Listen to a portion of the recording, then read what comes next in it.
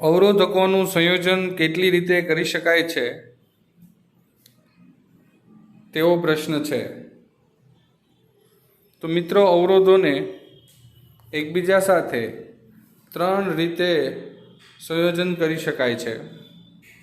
પહેલું અવરોધોનું શ્રેણી જોડાણ, બીજું અવરોધોનું સમાંતર જોડાણ અને ત્રીજું અવરોધોનું મિશ્ર જોડાણ કે જેમાં અમુક અવરોધો શ્રેણીમાં જોડાયેલા અને એ અવરોધો સાથે બીજા અમુક અવરોધો સમાંતરમાં જોડાયેલા હોય, એટલે આપણે એને અવરોધોનું મિશ્ર જોડાણ ગણી શકીએ।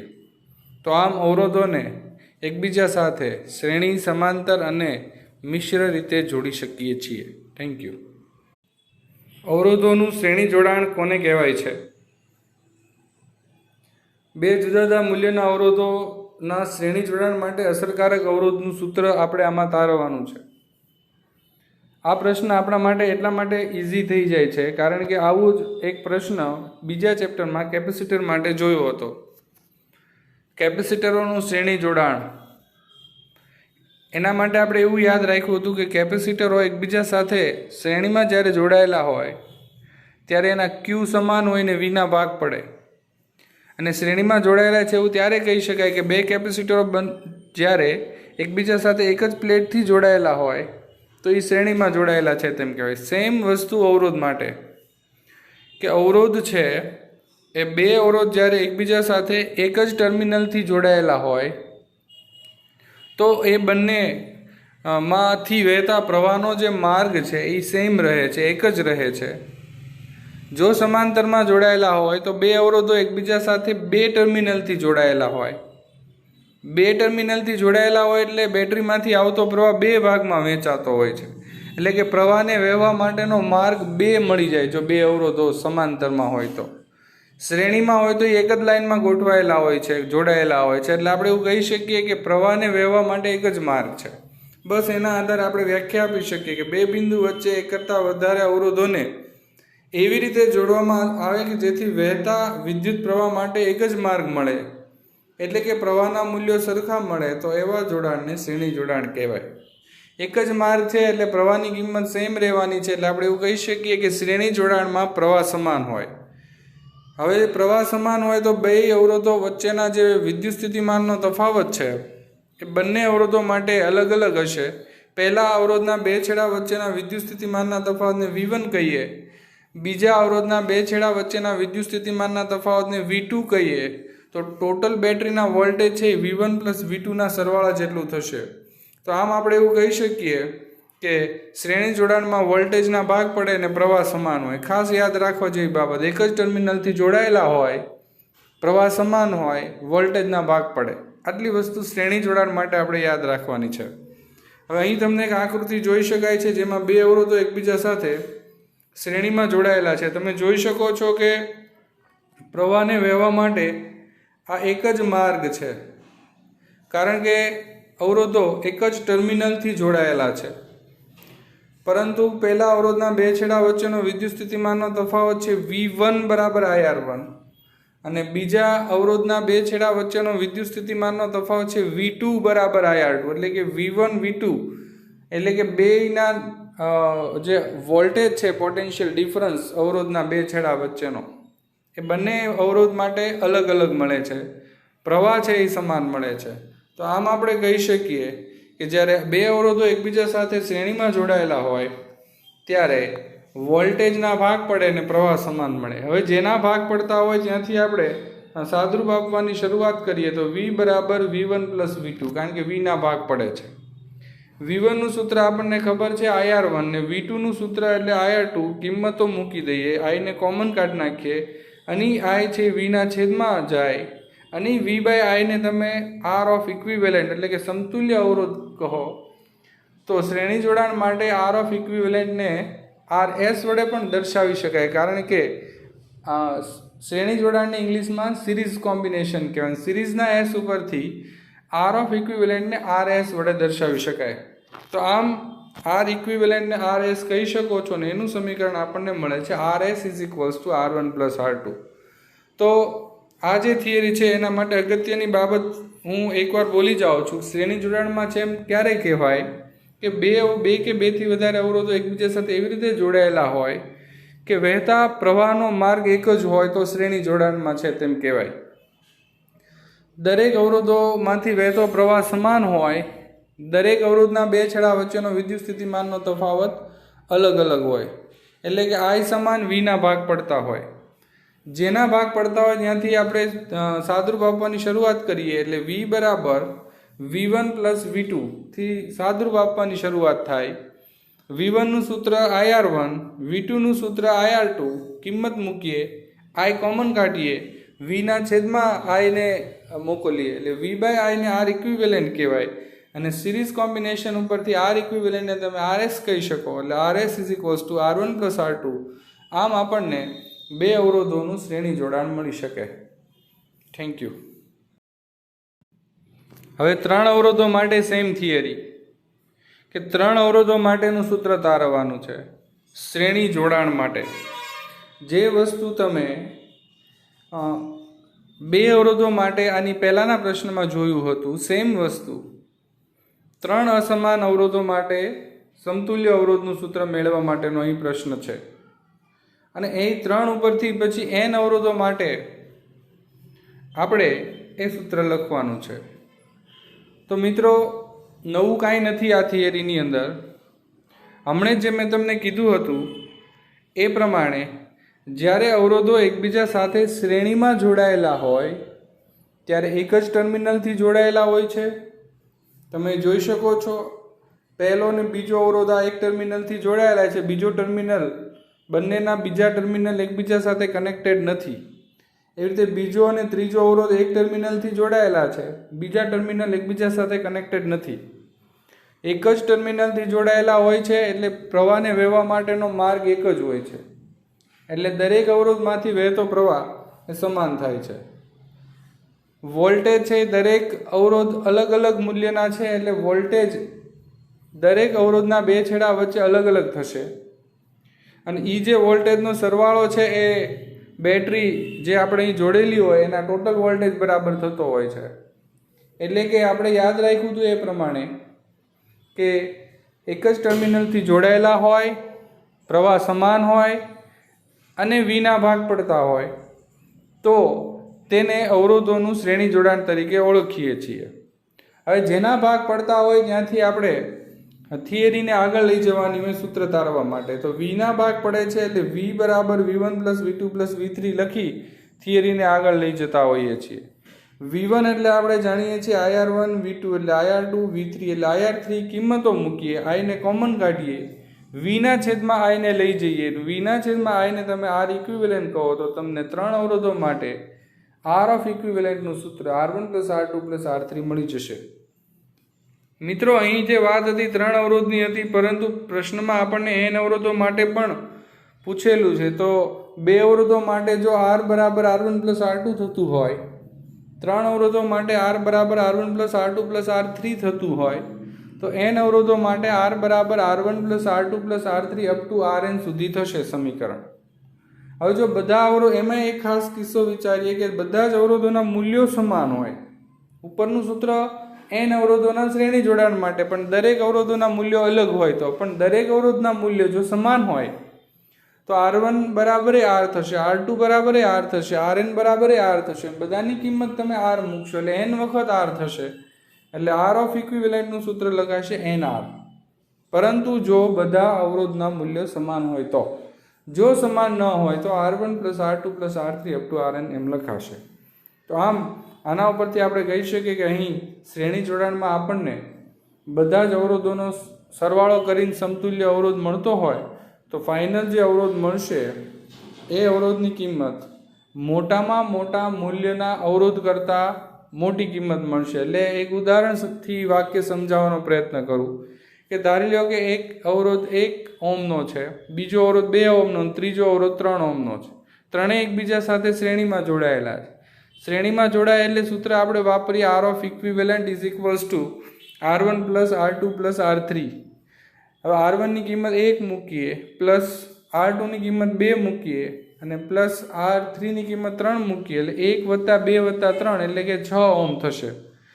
6 ઓહમનો જે જવાબ આપણને મિત્રો મળ્યો એ ત્રણેય અવરોધમાં જે મોટામાં મોટો અવરોધ હતો, ત્રણેય અવરોધમાં મોટામાં મોટો અવરોધ કયો હતો તો કે 3 ઓહમનો. તે 3 ઓહમના મૂલ્ય કરતાં જવાબ મોટો મળ્યો, 6 ઓહમ. એટલે એના ઉપરથી કહી શકાય કે શ્રેણી જોડાણમાં સમતુલ્ય અવરોધની કિંમત એ આપેલા અવરોધના મોટામાં મોટા અવરોધની કિંમત કરતાં મોટી કિંમત મળે છે. તો અહીં આપણે અવરોધોના શ્રેણી જોડાણ માટે જે અગત્યની બાબત છે, જેને આપણે દાખલામાં ઉપયોગમાં લેવાની છે, એ એક જ ટર્મિનલથી જોડાયેલા હોય, પ્રવાહ સમાન હોય, વીના ભાગ પડતા હોય. Thank you. અવરોધોનું સમાંતર જોડાણ કોને કહે છે?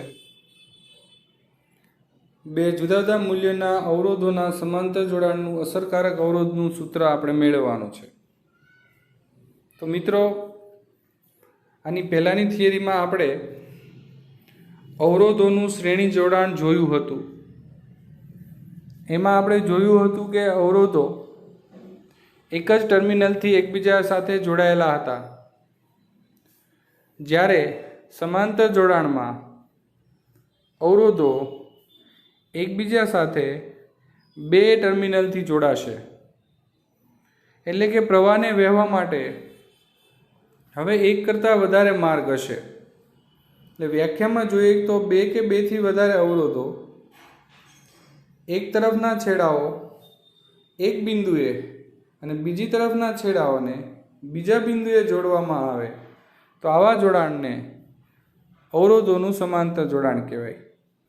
બીજી રીતે કહીએ તો પ્રવાહને વહેવા માટે એક કરતાં વધારે માર્ગો હોય તો એ સમાંતર જોડાણ ગણી શકાય, કારણ કે શ્રેણી જોડાણમાં પ્રવાહ એક જ માર્ગે વહેતો હોય છે.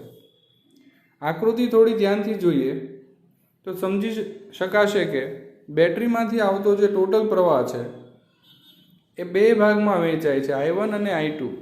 એટલે કે પ્રવાહના ભાગ પડે છે, પરંતુ આ ટોટલ વોલ્ટેજ હોય છે બેટરીના, એ અવરોધના 2 છેડા વચ્ચેનો ટોટલ વોલ્ટેજ એ V મળશે. R1ના 2 છેડા વચ્ચે V મળશે, તેવી જ રીતે R2ના 2 છેડા વચ્ચે પણ V જ મળશે. એટલે કે બેટરીના જે ટોટલ વોલ્ટેજ છે એ બંને અવરોધના 2 છેડા વચ્ચેના વોલ્ટેજ બરાબર હોય છે. એટલે કે વોલ્ટેજના ભાગ નથી પડતા. જેટલો ટોટલ વોલ્ટેજ બેટરીનો હોય છે બધો જ વોલ્ટેજ પહેલા અવરોધને મળે છે અને બીજા અવરોધના 2 છેડા વચ્ચે પણ એટલો જ હોય છે.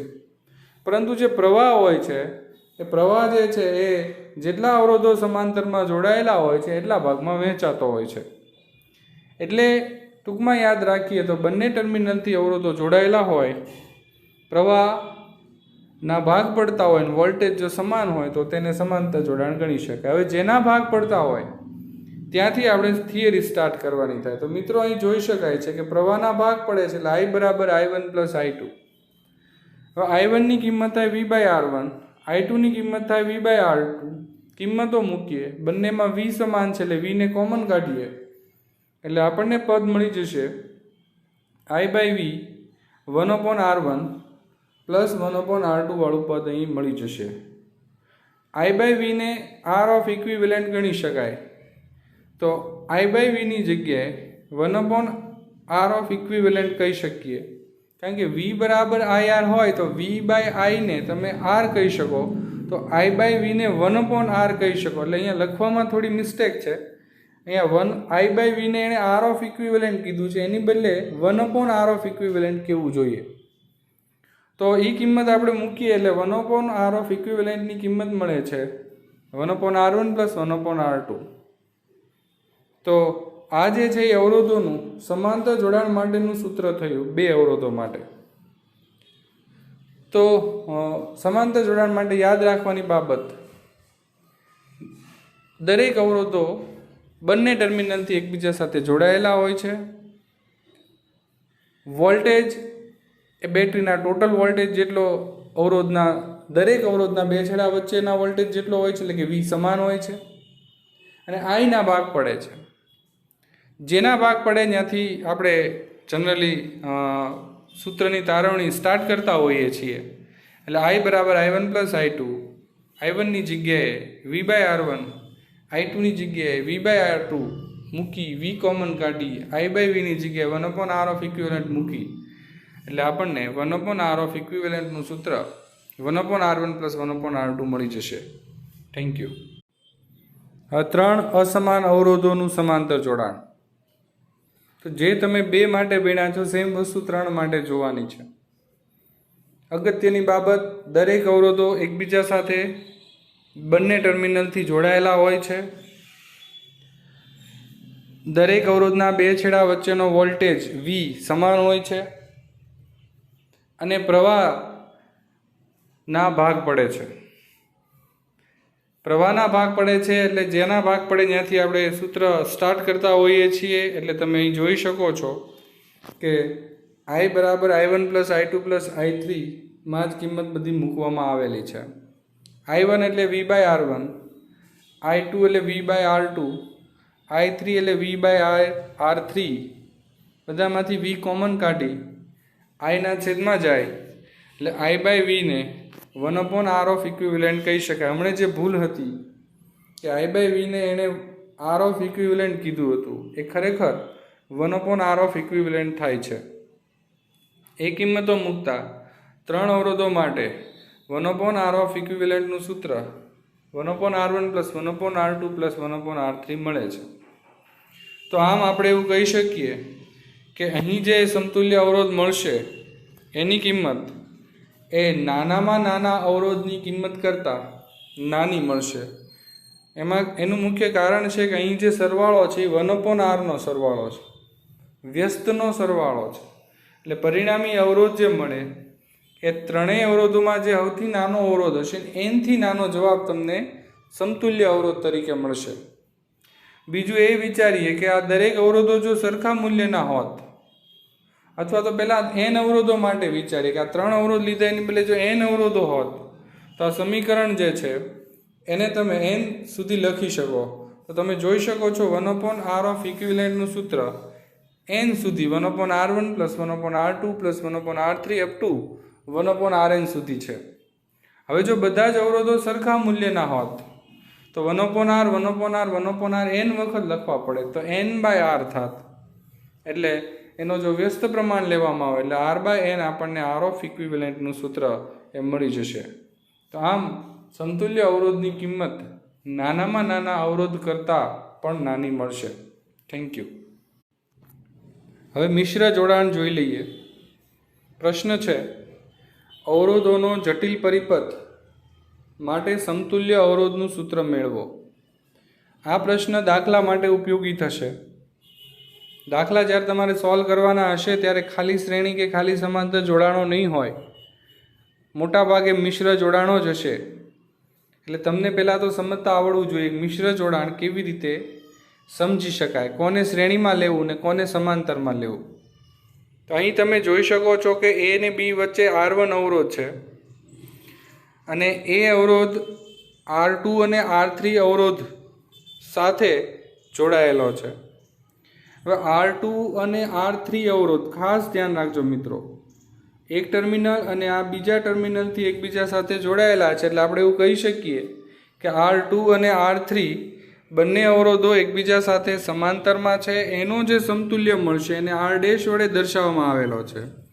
એ R' આ R1 સાથે શ્રેણીમાં થશે. એટલે સૌ પહેલાં આપણે R2 R3નું સમાંતર જોડાણ વિચારવાનું. એટલે એનું સૂત્ર થશે 1/R' = 1/R2 + 1/R3.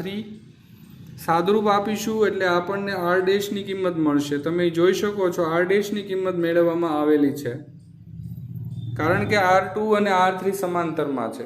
પછી R' જે મળે છે એ R1 સાથે શ્રેણીમાં જોઈ શકાય છે. એટલે પછી આપણે R1 અને R' શ્રેણી જોડાણ વિચારવાનું થશે.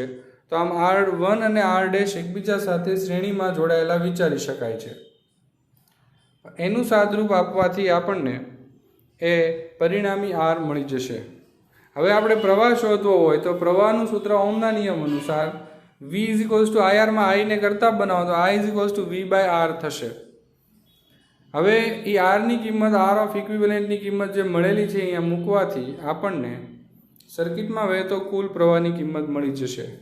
તો આમ જ્યારે આવું જટિલ જોડાણ હોય, મિશ્ર જોડાણ હોય ત્યારે તમારે એ ખાસ સમજવું જરૂરી છે કે કયા અવરોધો કોની સાથે કેવી રીતે જોડાયેલા છે. અહીં આકૃતિ એટલી બધી જટિલ નહોતી કે જેથી આપણને તકલીફ પડે, પરંતુ જ્યારે દાખલાઓ હશે તો દાખલાઓમાં આકૃતિ એટલી બધી જટિલ હશે કે એને તમે સમજી શકશો નહીં જલ્દીથી. અહીંયા તો ઇઝીલી જોઈ શકાતું હતું કે R2 R3 સમાંતરમાં હતો અને એ જે જવાબ આવે એ R1 સાથે શ્રેણીમાં થશે. અમુક છોકરાઓ આને આવી રીતે વિચારતા હોય કે R1 R2 શ્રેણીમાં, પછી જવાબ આવે ને R3 R સમાંતરમાં. તો એવું નહીં થાય, કારણ કે R3 R1 R સમાંતરમાં છે જ નહીં. એટલા માટે સૌ પહેલાં આપણે એટલે જ R2 R3 ને વિચાર્યો, કારણ કે એ બે ડાયરેક્ટલી એકબીજા સાથે કનેક્ટેડ છે, એટલે એ થયું સમાંતર જોડાણ. અને ત્યાર પછી R1 સાથે શ્રેણીમાં વિચારી શકાય. Thank you.